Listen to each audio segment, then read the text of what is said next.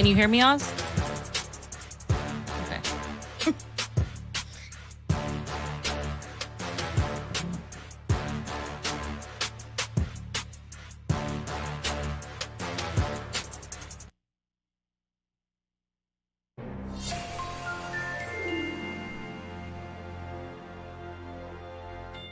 Hello, everyone. Welcome back to the Combo Couch. Pasta Jardula here.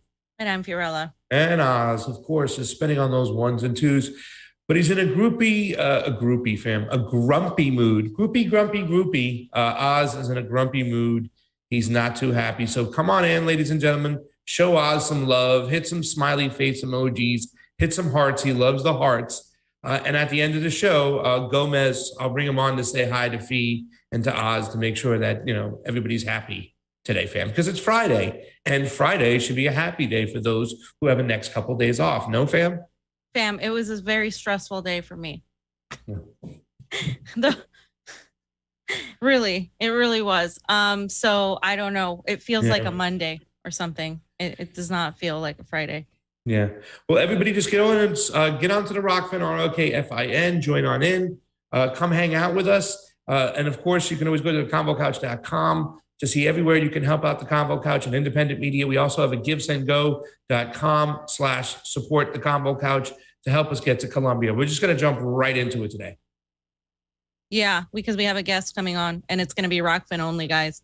So make sure to join the Rockfin today because our guest is Naomi Wolf. And you guys know she's great, but she's also like number one persona non grata of the COVID police. So yeah. Perfect. Okay. And rolling, fam, go right into it. Yeah. So, okay, guys. So obviously we're going to talk about the $40 billion worth of money that every single Democrat voted for, every single one of them. The squat, Bernie Sanders. Well, Bernie Sanders hasn't voted yet because it's going to go to the Senate. And the only senator that actually was able to halt this and say, wait a minute, we need to have a conversation. What the hell is this? Was Republican Senator Rand Paul. And I am not a huge fan of Rand Paul, but I will give credit where it's due. And I've been giving credit. I gave credit to Marjorie Taylor Greene, and Pasta mentioned Matt Gaetz, and I retweeted that because I think it's important that we do give credit. Now, do I believe that they're playing team sports? Yes, to a degree I do. But the fact of the matter is none of this has remotely been said by anybody that's supposed to be a progressive. And that's important to point out. We're going to have that discussion because Pasta and I kind of have a little bit of a disagreement because I don't buy a lot of this from most of them.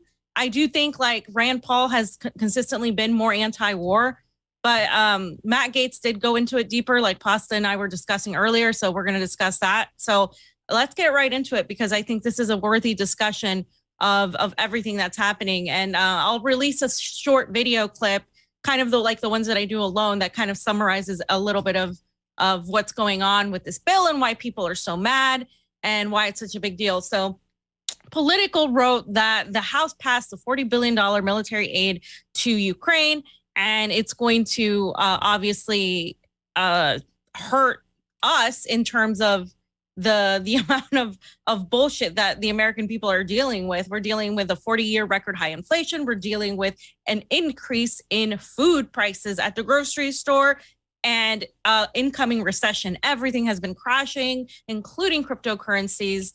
And so this was, of course, Biden and the Democrats' little charade, Chuck Schumer. And this was to help the allied country. And by the way, they warned Biden that the U.S. cash to help Ukraine would run out in just over a week. And they voted for this 368 to 57 votes. And Chuck Schumer promised that the Senate would move swiftly to pass the package. But the problem is, as we know now, Rand Paul halted it now. So initially, Biden requested $33 billion, right? And this was supposed to be for military aid in Ukraine and for our NATO allies. And then they actually gave him more than what he wanted.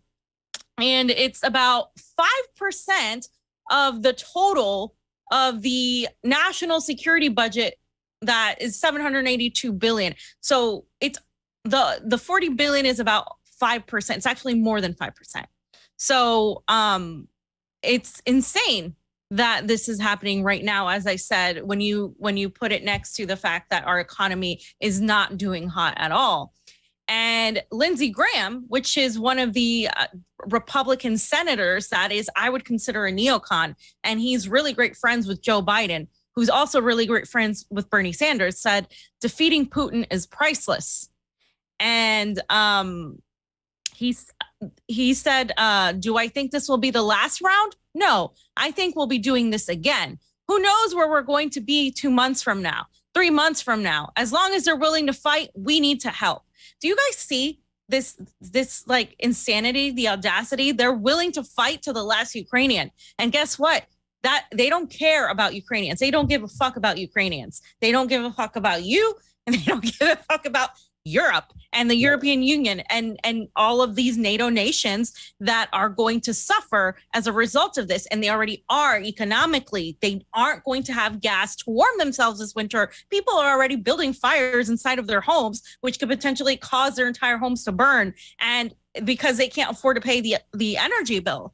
And that's just the beginning of this, because we haven't even gotten to actual winter. We're actually in summer right now.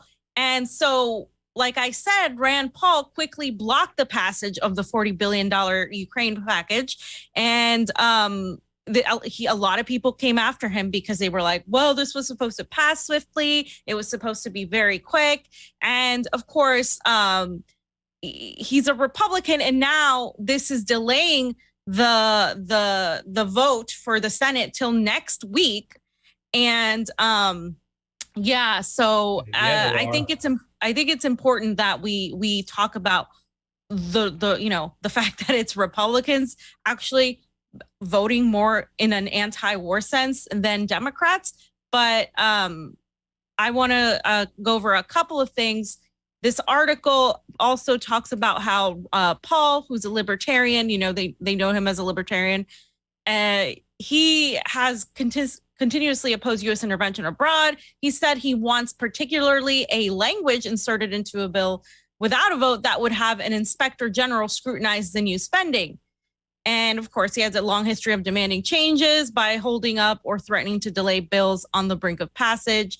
He did this during the defense budget and the 9/11 first attack, first responders. And he said that the added spending was a significant sum that would deepen federal deficits and worsen inflation. And he's right, because we're at a record inflation. Inflation, I believe, is at I think it's at 14.3 inflation. It's really bad. Or sorry, 8.3 inflation. 8.3 inflation. So he says last year's budget deficit was almost 2.8 trillion, but likely headed downward, and the bill spending is less than 0.2% the size of the U.S. economy, suggesting its impact on inflation would be negligible. This is the argument. No matter how sympathetic the cause, my oath of office is to the national security of the United States of America. We cannot save Ukraine by dooming the U.S. economy. So that's his stance, and a lot of people agree with it. And just to remind everybody, by the way, all Democrats and most Republicans backed it, and they agreed on it because, like I said, Democrats and Republicans tend to agree on war when it comes to that. Every no vote, though, did come from the GOP. So there's that. And what's included in this measure is $6 billion for Ukraine intelligence, equipment, and training for its forces, plus $4 billion in financing to help Kiev and NATO allies build up their militaries, and $8.7 billion for the Pentagon to rebuild stocks of weapons that it shipped to Ukraine, and $3.9 billion for U.S. troops in the region.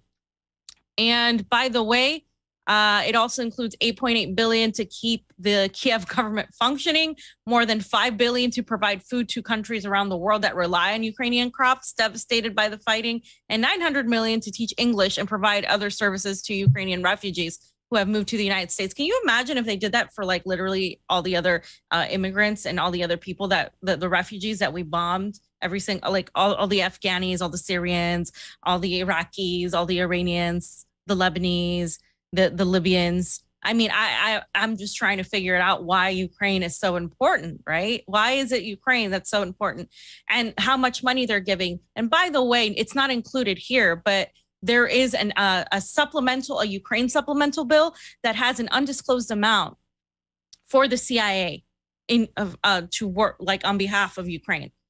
So as you can see, this is the intelligence apparatus at work. They want to defeat Russia at all costs, and they're willing to kill everybody and go to the last Ukrainian to do it.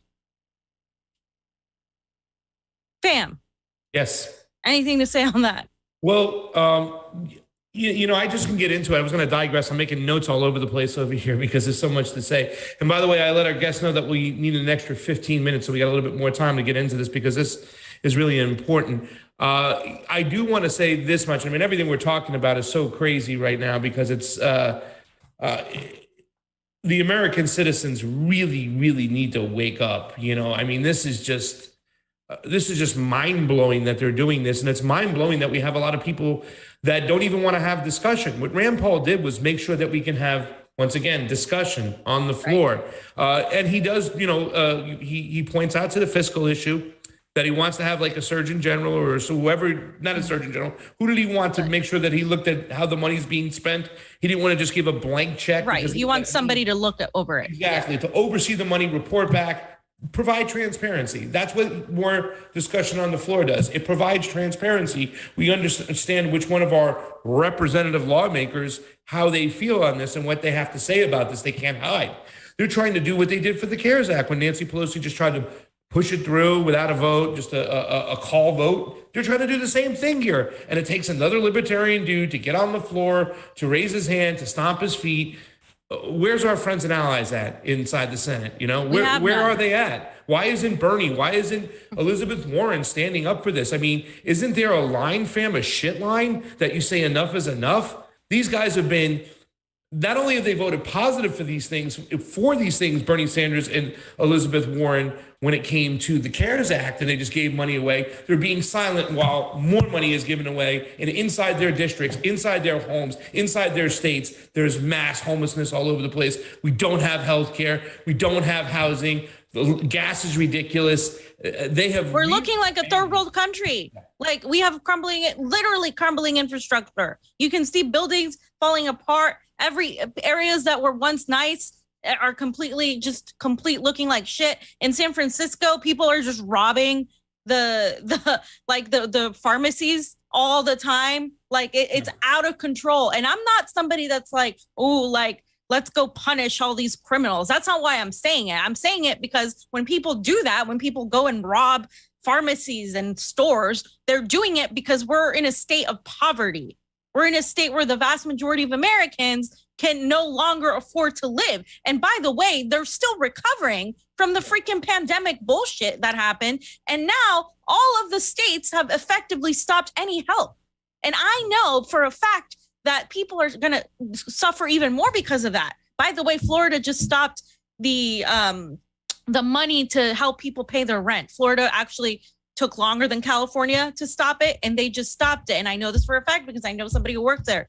And that is going to send chaos, even in a state like Florida that was still doing better economically than, say, California or New York.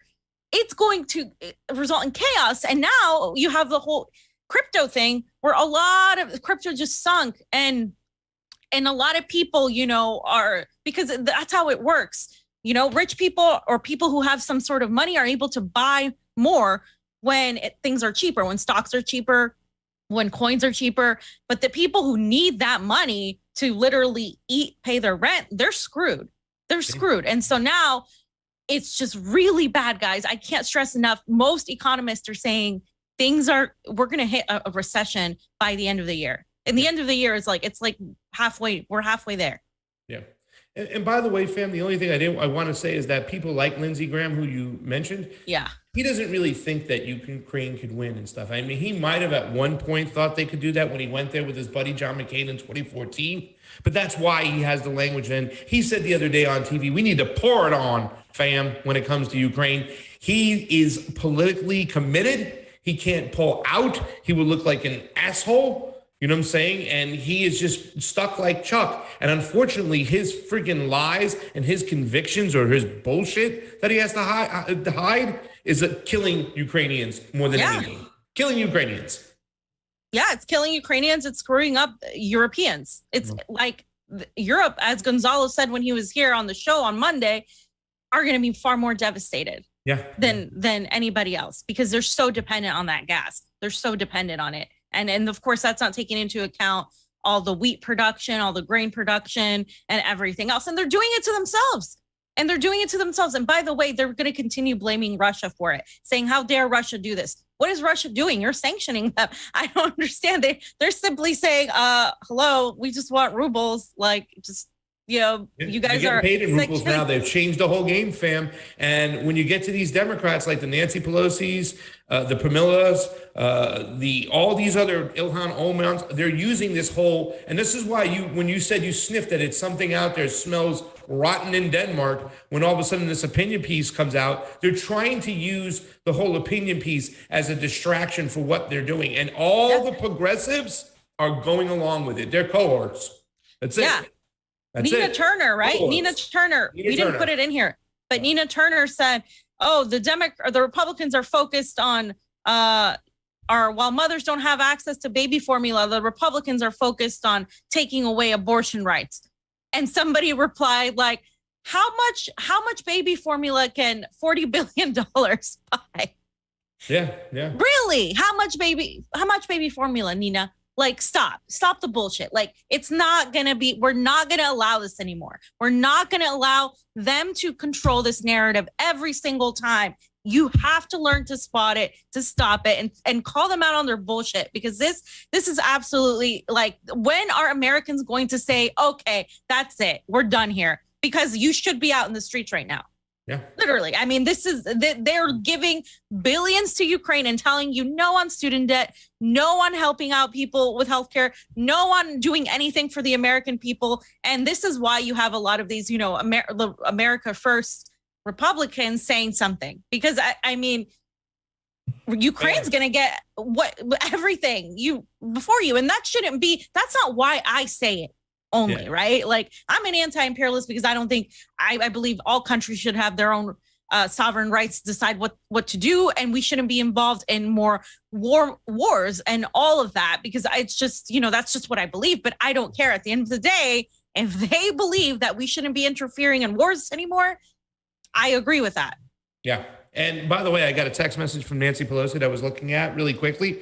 It's Nancy Pelosi, fam. I am so disgusted I can hardly text this message. Type this text message like you were typing it in the first place, please. I just watched every single Republican Senate vote to block Democrats' historic vote to codify Roe v. Wade into law. I can't change what they've done, but I can make them regret it. I'm calling for a massive response. 10,000 gifts before midnight to kick every last Republican senator out of office for what they've just done. Will you step up and give us $15 this moment to help them? It's like they're using it as a campaign. They don't have $15, Nancy. They don't have fucking $15. $40 billion to Ukraine.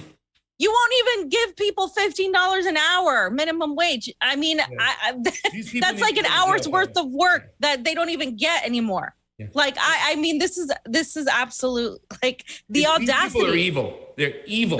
They don't deserve sympathy. They deserve to be literally like Game of Thrones, like shamed, like Cersei, thrown out in the streets, put into the Hague. That's what they deserve. That's literally what they deserve. French Revolution. I mean, so let's hear Nancy Pelosi's reasoning for you, the American people who are really not in a good position economically, most people right now, giving to Ukraine. Please. The impact that it is having on food for the world. So when you're home thinking, what is this all about? Just think about when I was hungry, you fed me, in the Gospel of Matthew. It also is so pleased that Mr. Meeks, the chairman of the Foreign Affairs Committee, was with us because we talked about sanctions.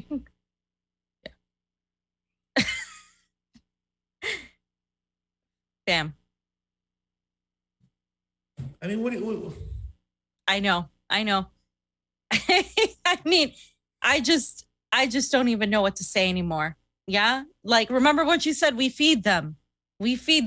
No, people here aren't getting fed either. And if you would just stop the war and stop giving money and focusing on conquering Eurasia and defeating Russia. And now they're looking at Taiwan, by the way. Keep your eye out on Taiwan because that's coming. That's next. That's happening. Oh my God. No. This is people here do not deserve this anymore. I mean, this is an absolute travesty what's happening. It's an absolute travesty. Yep. Let's get to the next video. Let's roll to the next one. So we played this the other day with our guest, Vanessa Beeley, right? And we were all laughing because we're like, this is like a far right Republican. In fact, but she's also ridiculed, right? She's also ridiculed in the media. She's like the arch nemesis of AOC. All the progressives hate her. But look what she says, because I have to play this again, because she literally says that this is absolutely wrong. And she's 100% right. 100% right. Thank you. I rise in opposition to the Ukrainian supplemental bill, $40 billion, but there's no baby formula for American mothers and babies. An unknown amount of money to the CIA in the Ukraine supplemental bill, but there's no formula for American babies and mothers. $54 million in COVID spending in Ukraine, but there's no formula for American babies and mothers. $900 million for nonprofits and organizations in Ukraine, but there's no formula for American babies and mothers. $8.7 billion for economic support and funding in Ukraine, but there's no formula for American mothers and babies. If this is about claiming that it's about saving lives, let's be real, then we would care about war-torn countries like Ethiopia. So that's a bunch of hypocrisy because I never hear Ethiopia brought up here. Totally ignoring, completely ignoring our own border crisis, our own baby formula crisis, and brutal inflation, skyrocketing gas prices that no one can afford, but $40 billion for Ukraine? Stop funding regime change and money laundering scams and U.S. politician cover-ups of their crimes in countries like Ukraine. The American people do not support paying for constant U.S. involvement in foreign affairs while our own government fails our own country. Let me remind everyone here, we swore an oath to uphold and defend the Constitution of the United States of America and our borders. We should be paying attention to our country right now. I yield back. Thank you. Yeah. And, fam, obviously there was some things in there hidden, like little, things that were like little jabs at probably things we wouldn't agree with the border crisis, like, because it's not tied to regime change, but she mentions regime change. She actually talks about it. We on this show and this network, we've talked about AFRICOM, how it gets no talking whatsoever in the mainstream, not even in independent media. I mean, we get criticized for not talking about it a lot, but have we talked about Ethiopia? Have we talked about AFRICOM? She mentioned it. And she also mentioned regime change. Of course, the inflation and whatnot. And, that's important to mention. And of course, as a Marjorie Taylor Greene conservative, she's going to mention the Constitution again, like the Constitution's like some holy thing. But there's just so much there that's loaded that needs to be said, that could be said. And yes, I'm not going to agree with Marjorie Taylor Greene when it comes to China. I'm not going to agree with her when her opinions about, when she takes the gun and blows up the socialism and all the bullshit. But, when things are said like this changes discourse around the dinner table. And that is really important. And these loaded statements are going to get people to start digging. It shouldn't be that hard to be more anti-war than Marjorie Taylor Greene. It really shouldn't. If you're progressive and you ran on all this progressive brand stuff, you should easily be able to be more anti-war than Marjorie Taylor Greene. But they're not. because the Democratic Party is now the party of the war. And I'm not saying Republicans are anti-war by any means, because they're not.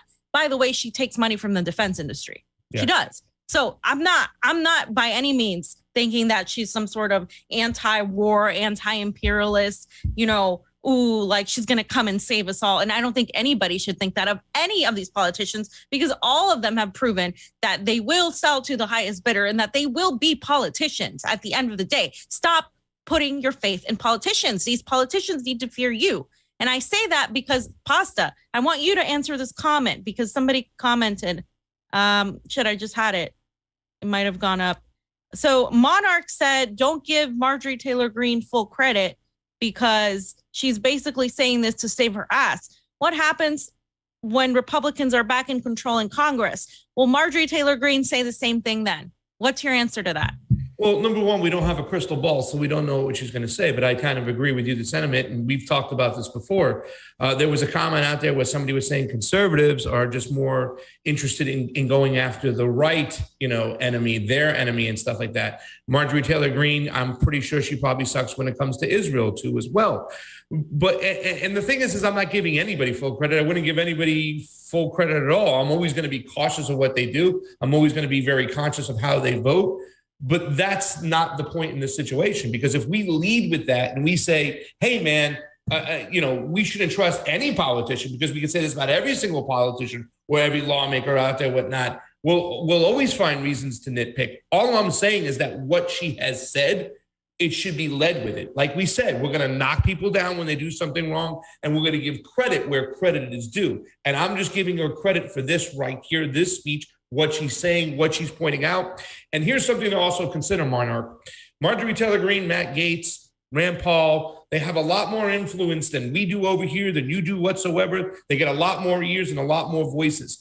And when you're desperate to hear somebody say certain things, because the whole problem with the Russiagate problem for me right out the gate was this, is that we are saber rattling with the other nuclear power. To me, that's insane. It's like Ambassador Cohen used to say, the number one foreign policy job of any president is to keep us out of war with Russia.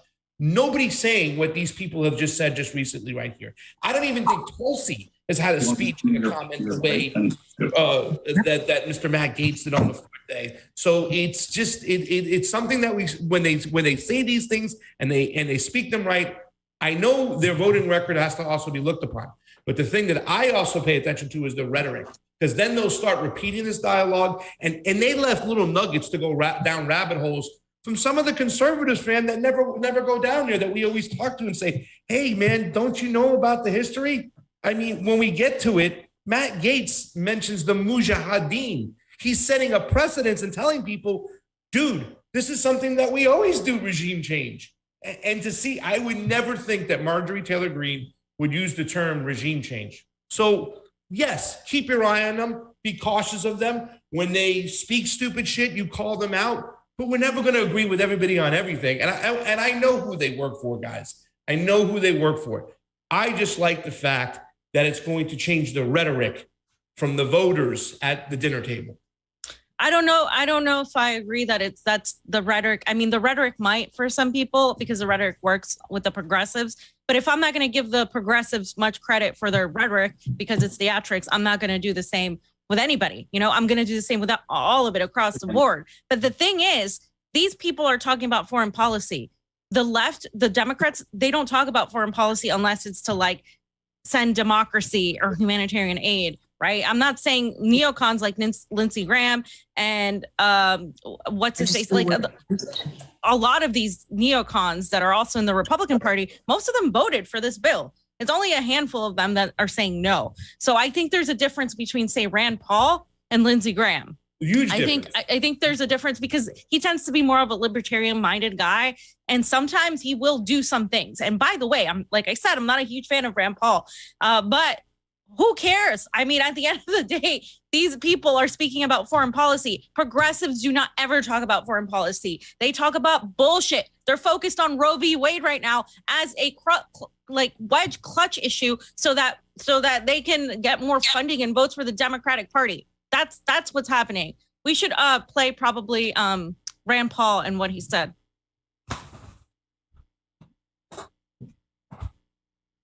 If this gift to Ukraine passes, our total aid to Ukraine will almost equal the entire military budget of Russia. And it's not as if we have that money lying around. We will have to borrow that money from China to send it to Ukraine. The cost of this package we are voting on today is more than the U.S. spent during the first year of the U.S. conflict in Afghanistan. Congress authorized force, and the president sent troops into the conflict. The same cannot be said of Ukraine. This proposal towers over domestic priorities as well. My oath of office is to the U.S. Constitution, not to any foreign nation. And no matter how sympathetic the cause, my oath of office is to the national security of the United States of America. We cannot save Ukraine by dooming the U.S. economy. In March, inflation hit a 40-year high. Gasoline alone is up 48%, and energy prices are up 32%. Yeah. I mean, those are the statistics you can't deny, right? Gas prices are ridiculous, And in places where people make like half of like, let's say gas is like $4.57 in a state. Some people make like $9 an hour. What do you do when that happens? Like, what do you do?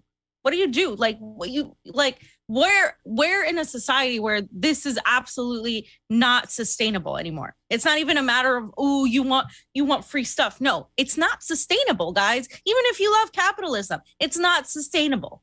It's not sustainable. And on top of it being not sustainable, these people want to give more money to Ukraine, which ends up in the form of weapons, which ends up in the hands of the Azov battalion and neo-Nazis, which eventually they lose to the Russians, and they continue to lose and lose and lose, and they screw the economies of the world on our behalf.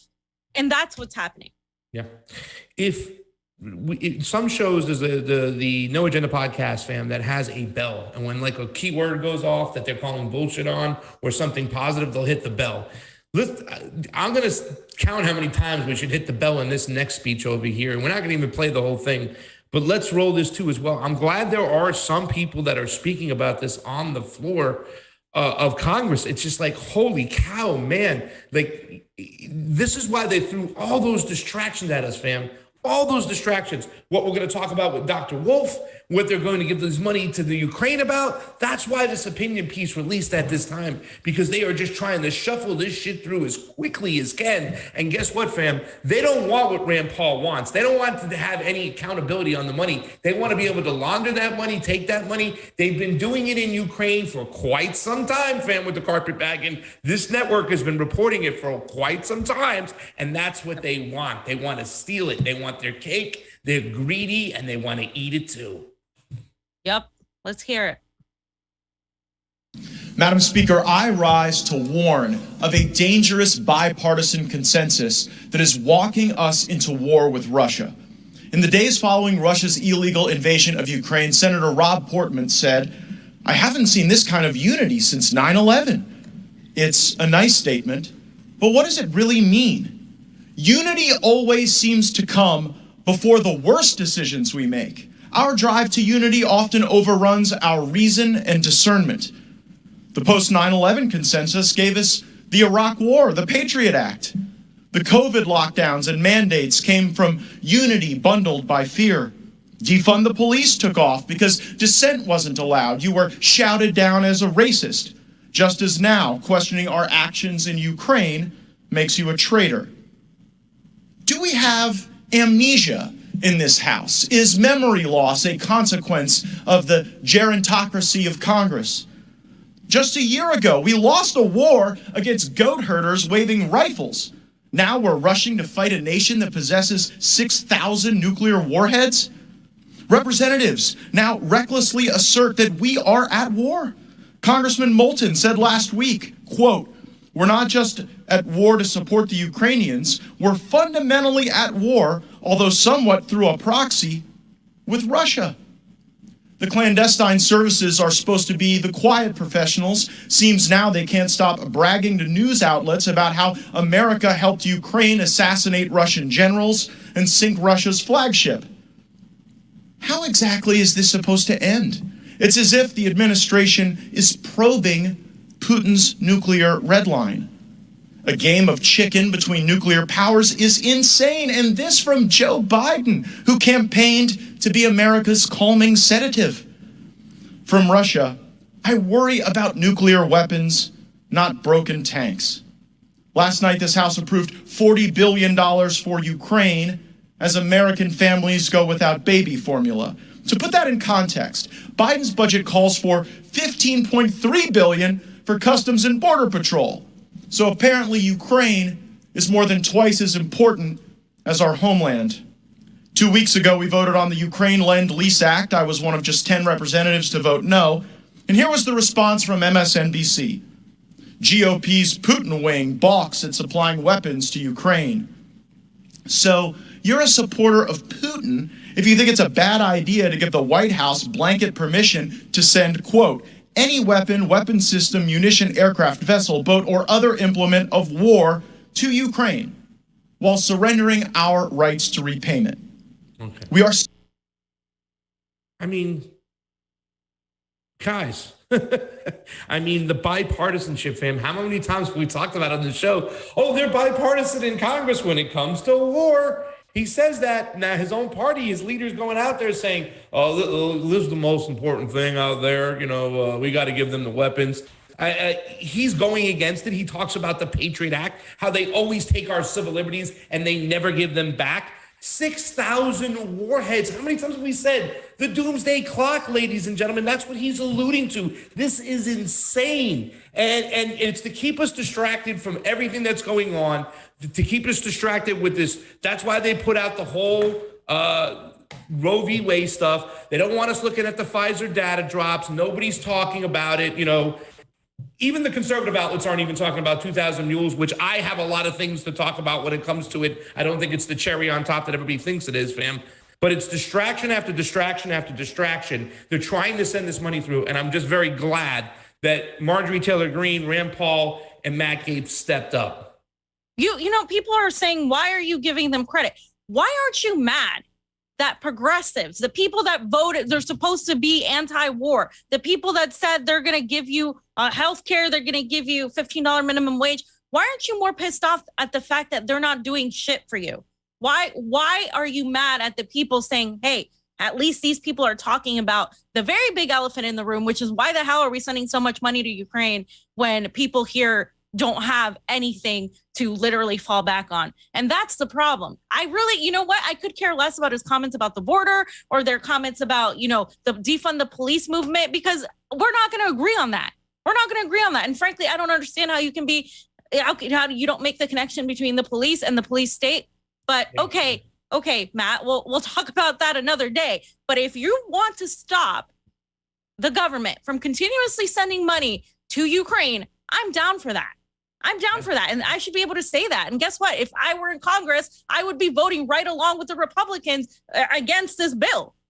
And what you know what I mean? But that's why people like us are not in Congress, because we don't play team sports. And that's the problem. That's the problem, that all of these people, including them, because let's see how they act when it comes to China and Taiwan. Let's see see when that happens, right? We know how they're going to be. We know. But that's the thing. That's why we can't rely on these people. That's the thing. We can't rely on these people. But we need to at least say, at least they're talking about it. Because I swear to God, prove me wrong. When have the progressives, the 101 progressive caucus members, ever said, "Hey, we shouldn't be sending more money to Ukraine"? When has any of them said that? They only talk about it when they can have some sort of identity politics bullshit that they can try to get sympathy and votes and fundraise for. Right now, they're talking about Roe v. Wade, and that's all they're talking about. So you know what?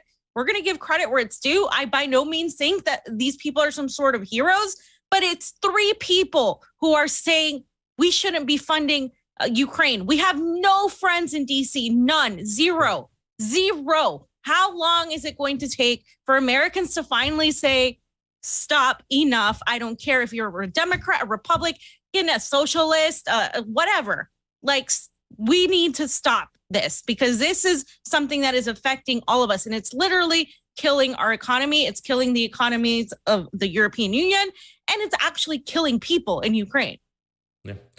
Well, fam, could we play this other video, Leo, since we have our guest here and we've already held on for a little bit? For sure. If she's here, let's just go right ahead. She is here. Let's do that, ladies and gentlemen. This is the time you got to leave YouTube and go over to Rockfin only, because unfortunately, we have one of Twitter's most wanted. They took her Twitter down a while ago. They've censored her voice. They've silenced her. They've called her crazy. Everything else to discredit her, because she doesn't play team sports when it comes to the truth. And when it comes to the truth about COVID, Dr. Wolf has been just almost like 100%. And it's going to be an interesting conversation today, Dr. Wolf. Thank you so much for joining us. Thank you so much for having me. And please call me Naomi. Thank you. Oh, I will. You told me that at the Defeat the Mandates rally in LA. So I will be consistent with that, Naomi. Ladies and gentlemen, we have to leave YouTube. Let's put the link in the chat. We're leaving YouTube. Come on over and join us with Naomi in 5, in 4, in 3, in 2, in 1.